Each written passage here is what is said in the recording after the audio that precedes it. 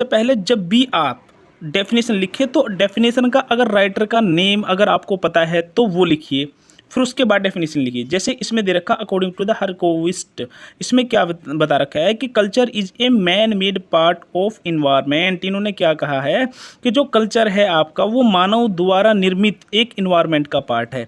Environment का मतलब क्या होता है, आपके चारों तरफ जो भी कुछ है, अब उसमें आपका कल्चर हो सकता है, रिलीजन हो सकता है, आपके दोस्त हो सकते हैं, चेयर हो सकती है, आपका घर मकान जीव जंतु पेड़ कुछ भी हवा ववा सब। तो उन्होंने कहा जो कल्चर भी है वो भी मानव के द्वारा बना हुआ आपका इन्वायरमेंट का एक पार्ट है, यहाँ इन्होंने ये कहा है।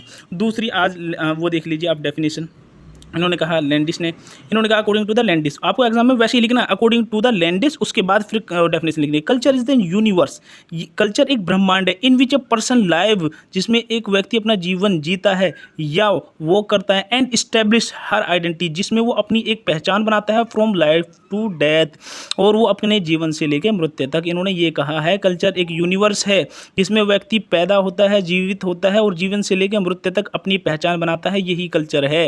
अगर इसमें इनकी लैंडिस की अकॉर्डिंग मतलब वो देख ले, फिर उसके बाद देख लीजिए डेफिनेशन ऑफ द रुद्र बैंडिक। अब इनमें से जो भी लैंग्वेज मतलब आपको वो अच्छी लगे डेफिनेशन वही आप लिख के आना। Culture like person is more or less permanent pattern of the thought and action. इन्होंने कहा कल्चर जो कल्चर है वो एक व्यक्ति की तरह होता है जो परमानेंट पैटर्न में और थॉट और एक्शन में आपको देखने को मिलता है। अब इनमें से आप क्या करिएगा, इनमें से एक कोई सी भी डेफिनेशन लिख दीजिएगा। अगर आपको लग रहा है कि भाई एक से काम नहीं चल पा रहा तो एक और लिख दीजिएगा, लेकिन दो से ज़्यादा आप कभी भी लॉन्ग क्वेश्चन में डेफिनेशन नहीं लिखेंगे।